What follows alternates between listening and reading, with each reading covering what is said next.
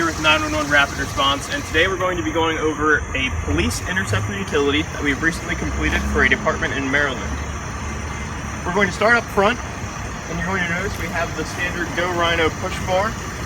Mounted to that push bar on the top, we have the Phoenix Apollo 400 light stick. This is a red-blue configuration, so it's a dual color. Each module can turn red and blue. We have a Phoenix Triton speaker mounted below that, underneath the push bar. Putting the speaker on the push bar does two things. One, it cuts down the install time, so the customer can save some money there. And it also gets that speaker out in front of that grill to really project the sound out. Sometimes when you install these speakers behind the front fascia, it actually baffles the sound a little bit. As we work around to the side, we have the Phoenix Apollo F6 on the side push bar. Now this is a blue and white module, so when we do the left alley, this will actually turn solid white. The reason for that is, if you notice, the vehicle has the Phoenix Apollo interior visor bar. Allowing this light to turn full steady white, it gives you an alley light of sorts, so you're able to see down an alley. We have the Canon 120 flush mounted behind the fog light area on the Ford Interceptor.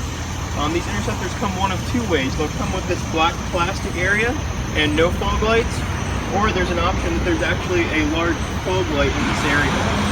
If we continue back, we're going to have another Canon right here for side warning. Again, because with not having that light bar, you're really losing any side warning. And if now you see the side of the vehicle here, the graphics package, nice simple package done here by Market Graphics, our in-house graphics division at 911 Rapid Response. We've installed a Cobra T6 red-blue in the rear window. Get some more side warnings. We have the 6-head Apollo series light stick mounted in the back window, so it's an Apollo 600 red-blue. And we have the Apollo F6s red-blue mounted on either side of the license plate. Now, being this vehicle's from Maryland, the officer actually had a request that he can press a button and all of the lighting turn blue. I'm going to go activate that button now, and then we'll walk around the vehicle so you can see that nice little feature.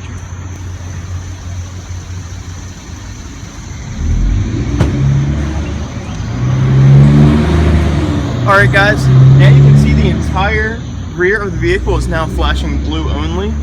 We'll come around to the side. We had to lose the rear Cobra T6 because that is a split color, it's not a true dual color. That's still the Cobra series, it's not the newer Fusion series, so we couldn't do the all blue. The Canon here is now flashing only blue, and we'll work around to the front. We have the blue F6, the blue 400 stick, and the visor bar now is all blue. This was done as just a little feature the officer wanted, not necessarily what they'll be using to respond, obviously, because you don't have as much side warning. Now I'm going to show you the flood features built into this vehicle. Now up front, we're going to have the takedowns in the interior visor bar.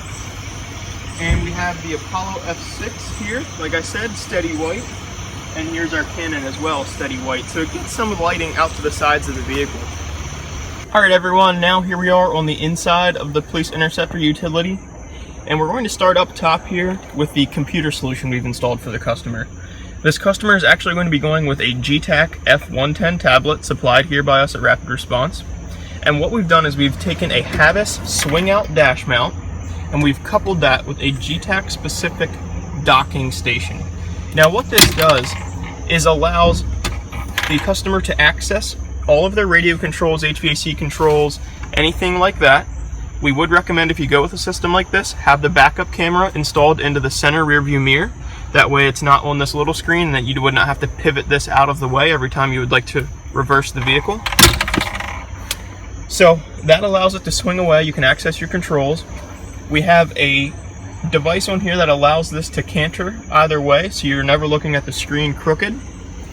And the docking station itself is lockable. It is locked currently. You can unlock it and take your tablet and go. When you dock the tablet, you see here it has these little connectors, little 2-port connections right there. This actually charges the tablet when it's connected automatically and replicates the ports. So your USB ports, Ethernet ports, and also SMA pass-throughs for GPS are actually all going to be down here on the bottom side of the dock. Now what's nice about that compared to just a basic universal dock is that if I want to take my tablet out, go take some photos of an incident, and have it go right to the station's cloud or something like that, you can undock your tablet, you can go do that, and you can put it back without having to plug in and unplug all kinds of items from the device itself, because it's all run through the dock. Now we're going to continue onto the keyboard that we've installed to go along with the tablet. The tablet does have an on-screen touch keyboard, however that is not the best if you have to type out anything that is lengthy. So we've installed an actual mechanical keyboard. It is a TG3 backlit rugged keyboard. It has red backlit illumination, and the illumination is adjustable, so you can adjust the brightness on the backlight. For mounting, we've used a Havas TCB-7 device, a tilt swivel, and then a specific tablet mount, keyboard mount, that actually allows you to not only slide and adjust the keyboard forward and back. There's different detents in here, but you can actually slide the keyboard out, and here's the detents I was talking about. You can slide this keyboard off, put it in your lap, type a report, do whatever you may need to do, and it's very simple. You could just line up in here then, pull the little retention device, slide it back in, and your keyboard's locked in, you're ready to go. You can swing this out of your way and access any controls here you may need. Now we're going to continue down through the console and go over some of the things we've installed. We've installed the customer's radio. Being from Maryland, they have a radar device we've installed for them as well.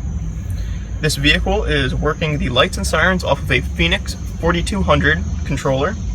So with that, they get the 3-position slide switch. They get the multiple buttons that are programmable via computer. A nice little feature we do is we actually have the backlighting on the control head not coming on until a feature is active. The reason for that is the backlit illumination on all the time tends to light up the car, even when it's in its dim mode. So by not having any lighting on until a feature is activated, it really helps the officer not have all these lights in his face from inside the cruiser. We're going to continue back here. We have the cup holders, pretty standard item, and then we have reused the customer's printer mount. It is a Havas style printer mount, and right inside of it you can see the Brother Pocket Jet series of printer. And if we look back here, we've actually, the customer did not mount rifles in here, so we've taken advantage of the space. We have a Streamlight charger along with their external speaker for the radio. The cage you're looking at is a cage from Go Rhino. Nice thing about Go Rhino cages is they have a universal style cage. So this, what we've used here, is called a 5700W. And what Go Rhino does is they have kind of a generic cage, and then they make molding kits to go around it for each vehicle. So you get a vehicle specific fit to every vehicle. But let's say the department may need to switch to a sedan next year and they'd want to reuse this cage. You're able to take the cage out of this vehicle, buy the new molding set for the cage, and put that into a sedan. So it keeps the cost down for the customers, and it allows them to have some items that are transferable for the different vehicles.